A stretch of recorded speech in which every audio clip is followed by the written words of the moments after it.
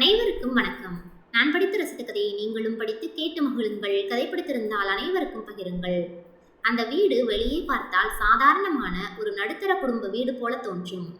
ஆனால் அதன் உள்ளே பல வருடங்களாக சேமித்து வைக்கப்பட்ட நினைவுகள், ஆசைகள், தியாகங்கள் எல்லாம் சுவர்களோடு பேசிக்கொண்டிருந்தது. அந்த வீட்டில் கோபால், அவரது மனைவி தனம், அவர்களின் ஒரே மகன் சம்பத், சமீபத்தில் திருமணம் செய்து கொண்டு அந்த வீட்டிற்கு வந்திருந்த மருமகள் பாரதி, இவர்கள் நால்வரும் வாழ்ந்து வந்தனர். கோபால் அரசு அலுவலகத்தில் கடைநிலை ஊழியராக பணிபுரிகிறார். இன்னும் 2 வருடத்தில் பணி நிறைவு பெறுகிறது. சம்பத், பாரதி இருவருக்கும் திருமணமாகி 3 மாதங்களே ஆகிறது. புதிய வாழ்க்கை, புதிய உறவு, புதிய கனவுகள் எல்லாம் அவர்களுடைய முகத்தில் வெளிச்சமாக தெரிந்தது. சம்பத் ஐடி நிறுவனத்தில் நல்ல சம்பளத்தில் வேலை பார்க்கிறான். பாரதி வீட்டிலிருந்தே வேலை பார்க்கிறாள்.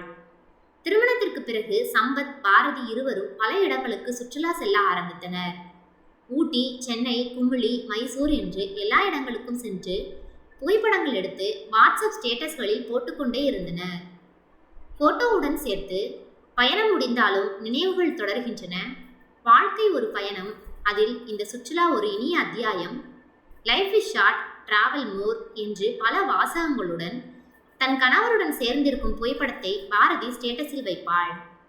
இப்படி வரும் ஒவ்வொரு ஸ்டேட்டஸையும் தனம் தினமும் பார்த்து கொண்டே இருப்பார். முதலில் அவர் மனதில் வந்த உணர்ச்சி மகிழ்ச்சிதான். என் பையனும் மருமகளும் எவ்வளவு சந்தோஷமாக இருக்கிறார்கள் என்று நினைத்து பூரித்து போனார். அதற்கு பிறகு மெதுவாக ஒரு வேறுபட்ட உணர்ச்சியும் கூடவே வந்து சேர்ந்து கொண்டது. நான் எப்போ இப்படி சுற்றுலா போயிருக்கேன்? அந்த ஒரு கேள்வி அவர் மனதில் அடிக்கடி எழ ஆரம்பித்தது. அந்த எண்ணமே நாளடைவில் வீட்டில் பிரச்சனைகள் வருவதற்கு காரணமாக அமைந்தது. தனத்தின் வாழ்க்கை அவ்வளவு எளிதானதல்ல. திருமணமானதும் உடனே குடும்ப பொறுப்பை ஏற்க வேண்டிய கட்டாயம் ஏற்பட்டது. அந்த வீட்டின் மூத்த மருமகள் என்பதால் தன் கணவரின் தம்பி, தங்கை இருவருக்கும் திருமணம் செய்து வைக்கும் பொறுப்பு கோபால் மற்றும் தனம் அவர்களின் கடமையானது. கணவருக்கு அரசு வேலை என்றாலும் கூட்டு குடும்பத்திற்கு அவருடைய சம்பளம் போதவில்லை. எனவே தனம் வேலைக்கு சென்று கணவருக்கு உதவி செய்தார். 5 வருடங்களுக்கு பிறகுதான் குழந்தை சம்பத் பிறந்தான். சம்பத் பிறந்த கொஞ்ச நாட்களில் தனிக்குடித்தனம் வந்துவிட்டனர். அதன் பிறகு தனம் வேலைக்கு செல்லவில்லை. அவருடைய உலகமே மகன் சம்பத் தான். அவனுக்காக சாப்பாடு, அவனுக்காக உடை, அவனுக்காக பள்ளி, அவனுக்காக கனவு என்று வாழ்க்கை ஓடியது. அவர் வாழ்க்கையில் நான் என்ற வார்த்தைக்கே இடமில்லை. அவரை பற்றி ஒரு நிமிடம் கூட யோசிக்காத போது சுற்றுலா மட்டும் எப்படி? அது அவர் கனவில் கூட வராத ஒன்று. வீட்டுக்குள்ளேயே 4 சுவர்களுடன் 30 வருடங்களுக்கு மேல் கடந்து சென்று கொண்டிருக்கிறது. இந்த 30 வருடங்களில் கூட்டு குடும்பமாக இருக்கும்போது ஒரே ஒரு முறை மட்டும் கணவரிடம் ஆசையாக ஊட்டி சென்று வரலாம் என்று கேட்டிருக்கிறார். அதுவும் நாத்தனார் கல்லூரியில் இருந்து சுற்றுலா அழைத்து சென்றனர். அப்போதுதான் அவருக்கு அந்த ஆசை வந்தது. ஆனால் கோபால் எனக்கு அதற்கெல்லாம் நேரமில்லை என்று ஒரு வார்த்தையில் முடித்து விட்டார். ஊட்டி சென்று வந்த பிறகு நாத்தனார் செல்வி கதை கதையாக சொன்னபோது அவரால் கற்பனையில் மட்டுமே ஊட்டியை பார்க்க முடிந்தது. அப்போதிலிருந்தே சுற்றுலா செல்ல வேண்டும் என்ற எண்ணம் மனதில் இருந்து கொண்டே இருந்தது. இப்போது அவருடைய மகன், மருமகள் இருவரும் அவருடைய கனவுகளை வாழ்ந்து கொண்டிருக்கின்றனர். அது தனத்திற்கு மகிழ்ச்சியையும் கொடுக்கிறது. அதே நேரத்தில் ஒரு சிறு வலியையும் கொடுக்கிறது. முயன்று பார்த்தாலும் அவருடைய மனதை அவரால் கட்டுப்படுத்த முடியவில்லை. சொல்லப்போனால் யாரை உருகி உருகி வளர்த்தாரோ அந்த மகன் மீதே பொறாமை வந்துவிட்டது. ஒரு நாள், அத்தை, நாங்க இந்த வாரம் விடுமுறை நாட்களில் கொடைக்கானல் போறோம் என்று மகிழ்ச்சியுடன் சொன்னாள் பாரதி. சம்பத்தும் உடனிருந்தான். அப்போது அவர் பதில் எதுவும் சொல்லவில்லை. இருவரும் எப்போதும் போல் சுற்றுலாவிற்கு தயாரானார்கள். மறுநாள் தனம், இந்த வாரம் போக வேண்டாமா? வீட்டில் நிறைய வேலை இருக்கு, வீட்டை சுத்தம் பண்ணணும், அதனால அடுத்த வாரம் போங்க என்றார். சம்பத் சிறிது குழப்பமடைந்தான். அம்மா, என்ன வேலை இருக்கு? அந்த வேலையை அடுத்த வாரம் பார்க்கக்கூடாதா என்று கேட்டான். நான் சொல்றத கேளுடா என்றார். அந்த நாள் அவர்கள் போகவில்லை. அடுத்த வாரம் போகலாம் என்று முடிவெடுத்தனர். அப்போதும் ஏதோ தூரத்து உறவினர் வீட்டில் திருமணம், அதனால் அங்கு செல்ல வேண்டும், வீட்டை பூட்டி போட முடியாது என்று சொல்லி அந்த வாரமும் போக விடாமல் தடுத்தார். இது ஒரு முறை மட்டுமில்லை. ஒவ்வொரு முறை அவர்கள் எங்காவது போக நினைத்தாலும் தனம் ஏதாவது ஒரு காரணம் சொல்லி தடுக்க ஆரம்பித்தார். இன்று நல்ல நாள் இல்லை, வீட்டை சுத்தம் செய்யணும், விசேஷம் இருக்கு, பிறகு போங்க, எனக்கு உடம்பு சரியில்லை என்று ஏதோ ஒரு காரணத்தை சொல்லி போக விடாமல் தடுத்தார். முதலில் பாரதி அதை கவனிக்கவில்லை. அதற்கு பிறகு ஒரு நாள் பாரதி, எங்காவது போய் வருகிறோம் என்று சொன்னால் அத்தை விட மறுக்கிறார்கள், என்ன காரணமாக இருக்கும் என்று யோசிக்கத் தொடங்கினாள். இப்படியே 2 மாதங்கள் ஓடியது. அன்று சம்பத் அலுவலகம் முடிந்து வீட்டுக்கு வந்தவுடன் பாரதியிடம், இந்த மாத கடைசியில் அலுவலக நண்பர்கள் அனைவரும் சேர்ந்து குடும்பத்துடன் கேரளா போட் ஹவுஸ் போக முடிவெடுத்திருக்கிறோம் என்று பாரதியை கட்டிக்கொண்டு மகிழ்ச்சி பொங்க சொன்னான். ஆனால் பாரதியின் முகத்தில் பெரிதாக உற்சாகம் இல்லை. டூர் போகலாம் என்று சொன்னால் முதல் ஆளாக கிளம்பி விடுவாள். ஆனால் இன்று அமைதியாக இருப்பதை பார்த்து சம்பத் குழப்பமடைந்தான். சம்பத் குளித்துவிட்டு வந்த பிறகும் மனைவியை பற்றி யோசித்துக் கொண்டே இருந்தான். ஒருவேளை அலுவலக நண்பர்களுடன் வர விருப்பம் இல்லையோ? இல்லை நம்முடன் வர விருப்பம் இல்லையா? இல்லை கேரளா போவது பிடிக்கவில்லையா? பிறகு அவனே, இல்லை இல்லை, போட் ஹவுஸ் என்றால் அவளுக்கு மிகவும் பிடிக்கும், நிறைய முறை என்னிடம் சொல்லியிருக்கிறாள். பிறகு என்னவாக இருக்கும்? சரி, அவளிடமே கேட்டுவிடுவோம் என்று முடிவெடுத்தான். அன்று இரவு சாப்பிட்டு முடித்த பிறகு இருவரும் தங்களுடைய அறைக்கு வந்தனர். அறைக்குள் வந்தவுடன், உடம்பு சரியில்லையா என்று கேட்டான். என்னை பார்த்தால் உடல்நிலை சரியில்லாதது போல் தெரிகிறதா என்று அவளும் மறுகேள்வி கேட்டாள்.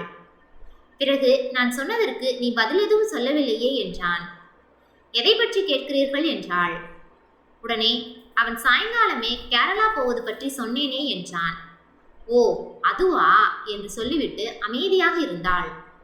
இப்போதும் பதில் சொல்லாமல் இருந்தால் என்ன அர்த்தம் என்றான். முதலில் உங்க அம்மாவிடம் சம்மதம் கேளுங்கள், பிறகு நான் பதில் சொல்கிறேன் என்றாள். அவனுக்கோ மண்டையை பீத்து கொள்ளலாம் போல் இருந்தது. எதற்கு அம்மாவை இழுக்கிறாய் என்று கேட்டான். உங்க அம்மா நம்ம எங்கேயும் போக விட மாட்டாங்க என்று சொன்னாள் பாரதி. அவங்க என்ன சொல்ல போறாங்க, நான் பேசிக்கிறேன் என்று சொன்னான். நல்லா பேசுங்க என்று சொல்லிவிட்டு படுத்துக்கொண்டாள். மறுநாள் காலையிலேயே அம்மாவிடம் விஷயத்தை சொன்னான் சம்பத். தனமோ அந்த வாரம்தான் அப்பாவை செக்கப் அழைத்து போக வேண்டும், நீங்கள் எங்கும் போக வேண்டாம் என்று சொல்லிவிட்டார். அவன் பதில் எதுவும் பேசாமல் தலையை தொங்க போட்டுக்கொண்டு அறைக்கு வந்தான். போன காரியம் என்னாச்சு என்று நக்கலாக சிரித்தாள் பாரதி. மனைவி சொன்னது போலவே நடந்துவிட்டதே என்று நினைத்து கவலையாக இருந்தான். என்ன சொன்னார்கள் உங்க அருமை அம்மா என்று கேட்டாள். உடனே ஒரு நிமிடத்தில் தன்னை சமாளித்து கொண்டு, அப்பாவிற்கு செக்கப் இருக்கு, அதை எப்படி நான் மறந்தேன் என்று தெரியவில்லை என்று சொல்லி சமாளித்தான். உடனே பாரதி, உங்க அம்மா என்ன சொன்னாலும் நம்புங்க என்றாள். அப்பாவை மாதா மாதம் மருத்துவமனைக்கு அழைத்து செல்வது உண்மைதானே என்றான். அது உண்மைதான், ஆனால் போன முறை 3வது வாரம்தான் செக்கப் போனோம், இந்த முறை மட்டும் ஏன் வார கடைசியில் போக வேண்டும் என்று கேட்டாள். மனைவியை ஒரு நொடி உற்று கவனித்தான். பிறகு இது எனக்கு தோணவே இல்லையே என்றான். உங்களுக்கு எப்படி தோன்றும்? அம்மா என்ன செய்தாலும் சரி, என்ன சொன்னாலும் சரி, அது வேத வாக்கு, அப்படித்தானே என்றாள். சரி, நீ எப்படி அம்மா விடவே மாட்டார்கள் என்று அவ்வளவு உறுதியாக சொன்னாய் என்று கேட்டான். இந்த 2 மாதத்தில் கிட்டத்தட்ட 7-8 முறை உங்க அம்மாவிடம் சென்று இங்கே செல்கிறோம் அங்கே செல்கிறோம் என்று சொல்லிவிட்டோம். ஆனால் எதற்கும் அவர்கள் அனுமதிக்கவே இல்லை. வீட்டில் வேலை என்று சொல்வார்கள், ஆனால் வீட்டில் வேலையே இருக்காது. தூரத்து உறவினர் திருமணத்திற்கு செல்ல வேண்டும் என்று சொல்வார்கள், ஆனால் அந்த நாளன்று மாமா போக வேண்டாம் என்று சொல்லிவிட்டார் என்று காரணத்தை சொல்லி சமாளித்து விடுவார்கள். பிறகு உடல்நிலை சரியில்லை என்று சொல்வார்கள். இப்படியே தான் கடந்த 2 மாதங்களாக நடந்து கொண்டிருக்கிறது என்றாள். எனக்கு மட்டும் எங்கும் போவதற்கு ஆசை இல்லையா என்ன? நாம் ஆசையாக கேட்டு அவர்கள் எங்கேயும் அனுமதிக்கவே இல்லை. பிறகு எதற்கு மனதில் ஆசையை வளர்த்து கொள்ள வேண்டும்? அதனால்தான் நீங்கள் போட் ஹவுஸ் என்று சொன்னபோது கூட நான் அதை பெரிதாக எடுத்துக்கொள்ளவில்லை என்றாள். சரி விடு, நான் என்னவென்று அம்மாவிடம் பேசி பார்க்கிறேன் என்றான் சம்பத். மறுநாள் அலுவலகத்திலிருந்து வந்தவன், கேரளா போவது உறுதி, என்னையும் கட்டாயமாக வர சொல்கிறார்கள், அதனால் நான் கண்டிப்பாக போக வேண்டும். நான் அம்மாவிடம் ஏதோ ஒரு காரணத்தை சொல்லி சம்மதம் வாங்குகிறேன் என்றான். அவன் சொன்னது போல் அம்மாவிடம் சென்று அலுவலகத்தில் கூட வேலை செய்பவர்கள் கட்டாயப்படுத்துகிறார்கள், அதனால் போய் ஆக வேண்டும் என்று சொல்லி சம்மதம் வாங்கினான். பாரதியும் தன் மாமியார் இப்போதாவது சம்மதித்தார் என்று நினைத்து மகிழ்ந்தாள். ஒரு வாரத்திற்கு முன்பே அவளுக்கு வேண்டிய ஒவ்வொரு பொருட்களையும் பார்த்து பார்த்து எடுத்து வைத்தாள். அவர்கள் இன்னும் 2 நாட்களில் கேரளா புறப்படுகின்றனர். ஆனால் அன்று மாலையே அவர்களை போகவிடாமல் தடுப்பதற்கு இயற்கையே ஒரு சதி வேலை செய்தது. அன்று மாலை அலுவலகம் முடிந்து வந்தவுடனே கேரளா செல்வதற்கு சின்ன சின்ன பொருட்கள் வாங்க வேண்டியிருந்தது. அதனால் கடைவீதிக்கு செல்வதற்கு இருவரும் கிளம்பி கொண்டிருந்தார்கள். அப்போது திடீரென்று ஐயோ அம்மா என்று அலறும் சத்தம் கேட்டது. உடனே இருவரும் அறையிலிருந்து ஓடி வந்தனர்.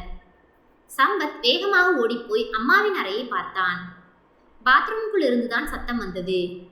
பின்னாடியே ஓடி வந்த பாரதி பாத்ரூம் கதவை வேகமாக தட்டினாள். கதவின் அருகிலேயே விழுந்து கிடந்த தனம் கதவை திறந்தார். அவரால் கால்களை ஊன்றி எழுந்திருக்க முடியவில்லை. அதை பார்த்த சம்பத் பதறினான். என்னம்மா, என்னாச்சு? கீழே விழுந்துட்டீங்களா? கவனமா இருக்கிறது இல்லையா என்று அம்மாவின் கையை பிடித்து தூக்க முயன்றான். ஆனால் தனமோ வலியால் ஐயோ அம்மா என்று கத்தினார். அப்போது பாரதி வாய்க்குள்ளேயே எல்லாம் நடிப்பு என்று சொல்லிவிட்டு தன் அறைக்குள் சென்று விட்டாள். அம்மாவை கைத்தாங்களாக பாத்ரூமில் இருந்து அழைத்து வந்து கட்டிலில் உட்கார வைத்துவிட்டு மனைவியை தேடி தங்களுடைய அறைக்கு சென்றான். எதற்காக இப்படி அம்மாவை தூக்குவதற்கு கூட உதவி செய்யாமல் அறையில் வந்து உட்கார்ந்திருக்கிறாய் என்று கேட்டான். உங்க அம்மா நடிக்கிறார்கள், உங்களுக்கு அது தெரியவில்லையா? எப்போதுதான் உங்களுக்கு எல்லாம் புரியுமோ? இன்றைக்கே நாடகத்தை அரங்கேற்றி விட்டார். நாம் டூர் போவது அவருக்கு பிடிக்கவில்லை. அதனால் அரங்கேற்றப்பட்ட நாடகம்தான் இது என்றாள். ஆனால் சம்பத்தோ, இல்லை பாரதி, அப்படியெல்லாம் தெரியவில்லை. உண்மையாகவே அம்மா விழுந்திருக்கிறார் போல, வலியில் துடிக்கிறார் என்றான். அதை நீங்கள் வேண்டுமானால் நம்புங்கள், நான் நம்ப தயாராக இல்லை. ஏற்கனவே 2 தடவை காய்ச்சல், கால்வலி என்று சொல்லி நம்மை போக விடாமல் தடுத்திருக்கிறார். இப்போதும் இதை என்னால் நம்ப முடியாது என்று சொன்னாள். சற்று யோசித்த சம்பத் விறுவிறுவென்று தன்னுடைய அம்மாவின் அறைக்கு சென்றான். அப்போதும் அவர் வலி தாங்க முடியாமல் அழுது கொண்டிருந்தார். ஒரு நொடி தயங்கிய சம்பத் அம்மாவின் அருகில் சென்று, இதெல்லாம் நாடகமா? இந்த வயதான காலத்தில் உங்களுக்கு இதெல்லாம் தேவைதானா? நாங்கள் சுற்றுலா சென்று மகிழ்ச்சியாக இருப்பது உங்களுக்கு பிடிக்கவில்லையா என்று சரமாரியாக கேள்விகளை அடுக்கிவிட்டு நாங்கள் இருவரும் கடைத்தெருவிற்கு சென்று வருகிறோம் என்று சொல்லிவிட்டு சென்றான். போகும்போது தன்னுடைய அப்பாவிற்கு தொலைபேசி மூலம் தொடர்பு கொண்டு அம்மா செய்ததை கோபமாக சொல்லிவிட்டு சென்றான். பதறி அடித்துக்கொண்டு 10 நிமிடத்தில் வீட்டிற்கு வந்த கோபால் தன் மனைவி அழுது கொண்டிருப்பதை பார்த்து பயந்து விட்டார்.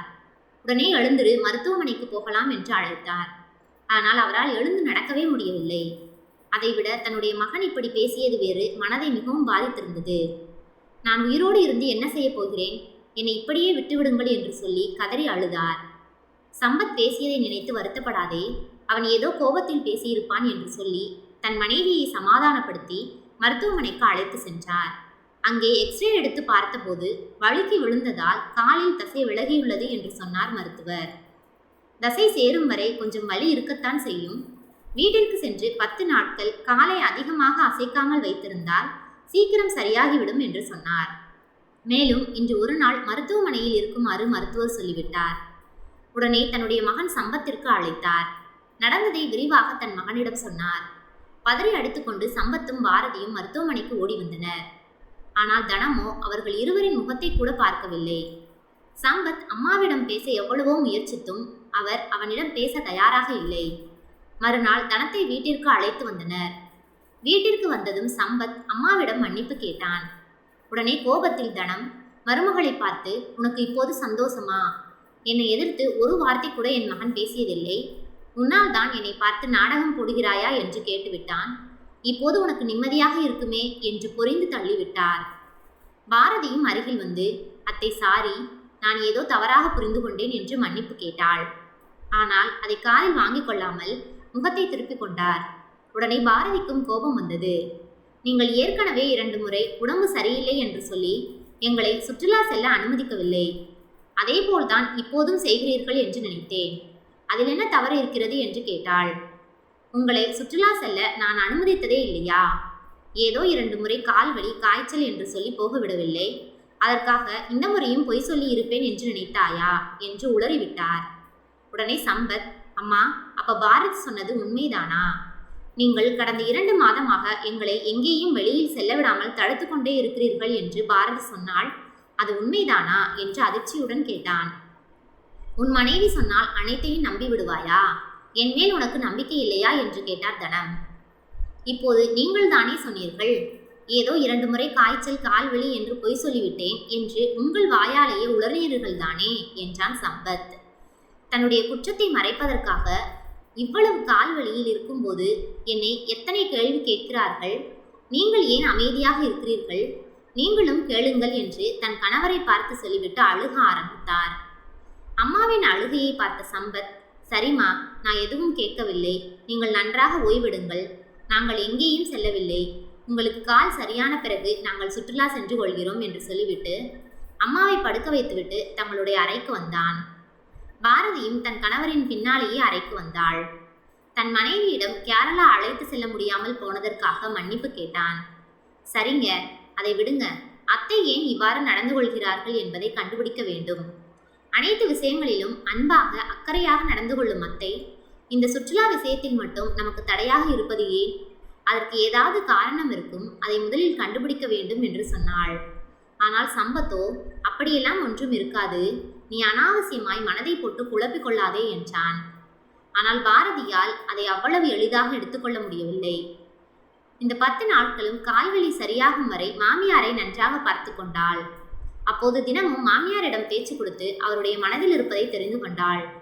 ஏற்கனவே அவள் பலமுறை தாங்கள் சுற்றுலா சென்று வந்த அனுபவத்தை பற்றி மாமியாருடன் பகிர்ந்து கொண்டபோது இதே விஷயத்தை அவர் சொல்லியிருக்கிறார். ஆனால் அதை பாரதி அப்போது பெரிதாக எடுத்துக்கொண்டதில்லை. ஆனால் இன்று தன்னுடைய மாமியார் பேசியதிலிருந்து அவளுக்கு ஒரு உண்மை புரிந்தது. நேராக தன் கணவர் சம்பத்திடம் வந்து, அத்தைக்கு கால்வலி சரியான உடனே நாம் 4 பேரும் சேர்ந்து ஊட்டிக்கு செல்வோம் என்று சொன்னாள். உடனே சம்பத், நாம் முதலில் கேரளா போய் வருவோம் என்றான். இல்லை, வேண்டாம். முதலில் அத்தையை தான் வெளியே அழைத்து செல்ல வேண்டும் என்று உறுதியாக சொன்னாள். சம்பத் ஏன் என்று கேட்டான். உடனே தான் அத்தையிடம் பேசியதை பற்றி தன் கணவரிடம் சொன்னாள். இன்று நான் அத்தைக்கு சாப்பாடு கொடுத்து மருந்து கொடுத்துவிட்டு சிறிது நேரம் அவர்களுடன் பேசிக் கொண்டிருந்தேன். நாம் செல்ல நினைத்த கேரளா போட் ஹவுஸ் பற்றி நான் சிலாகித்து பேசிக் கொண்டிருந்தேன். அப்போது அத்தையிடம் இதேபோல் உங்களுக்கு ஏதாவது இடம் பிடிக்குமா என்று கேட்டேன். நான் ஒரு கேள்விதான் கேட்டேன். ஆனால் அத்தையோ அரை மணி நேரத்திற்கு மேல் தனக்கு சுற்றுலா செல்வது எவ்வளவு பிடிக்கும் என்று கடகடவென்று பேச ஆரம்பித்தார். அவர் அப்படி பேசும்போது அவருடைய முகத்தில் இருந்த மகிழ்ச்சி சிறு குழந்தையின் மகிழ்ச்சியை போல் அவ்வளவு அழகாக இருந்தது. என் வாழ்க்கையில நான் ஒரே ஒரு தடவை கூட சுற்றுலா போனதே இல்லை. உங்களை மாதிரி சந்தோஷமா இருந்ததே இல்லை என்று கண்ணீருடன் சொன்னார். அப்போதுதான் அவர் சுற்றுலா போனதே இல்லை என்பது எனக்கு புரிந்தது. அதனால் தான் சொல்கிறேன், நாம் அத்தை மாமாவையும் சுற்றுலா அழைத்து செல்லலாம் என்று சொன்னாள். பிறகு உங்களுடைய அம்மா எங்காவது சுற்றுலா சென்றிருக்கிறார்களா என்று சம்பத்திடம் கேட்டாள். எனக்கு தெரிந்து அவர்கள் வீட்டை விட்டு எங்கேயும் சென்றதில்லை என்று சொன்னான். அதனால்தான் அத்தை நம்மிடம் அவ்வாறு நடந்து கொண்டிருக்கிறார்கள். நாம் செல்வது அவர்களுக்கு மகிழ்ச்சி அளித்தாலும் ஏதோ ஒரு விதத்தில் அவர்களின் மனதில் இருந்த ஆசையை நாம் தூண்டி அவர்களை கவலையடைய செய்திருக்கிறோம். அதை வெளிப்படுத்த தெரியாமல் தான் இவ்வாறு நம்மை சுற்றுலா செல்ல விடாமல் தடுத்திருக்கிறார் என்று சொன்னாள். சம்பத்தும் அம்மாவை நினைத்து கவலைப்பட்டான். மேலும் நாம் அம்மாவை புரிந்து கொள்ளவில்லை என்று நினைத்து வருந்தினான். அடுத்த நாளே அம்மாவிடம் பேச்சு கொடுத்து, நீங்க எங்க போகணும்னு நினைக்கிறீங்க என்று கேட்டான். தனம் குழந்தை போல பார்த்தார். எங்க வேண்டுமானாலும் என்றார். அடுத்த வாரம் அத்தை ரெடியாகுங்க என்றாள் பாரதி. எதுக்கு என்றார். நம்ம எல்லோரும் ஊட்டி போறோம் என்றாள். தனத்தால் நம்பவே முடியவில்லை. நானும் வரணுமா? அத்தை, நீங்க தான் முக்கியம் என்றாள். அனைவரும் மகிழ்ச்சியாக ஊட்டி சென்றார்கள். மலைகள், குளிர், காற்று, பச்சை நிலங்கள் அனைத்தையும் பார்த்து தனம் குழந்தை போல மகிழ்ந்தார்.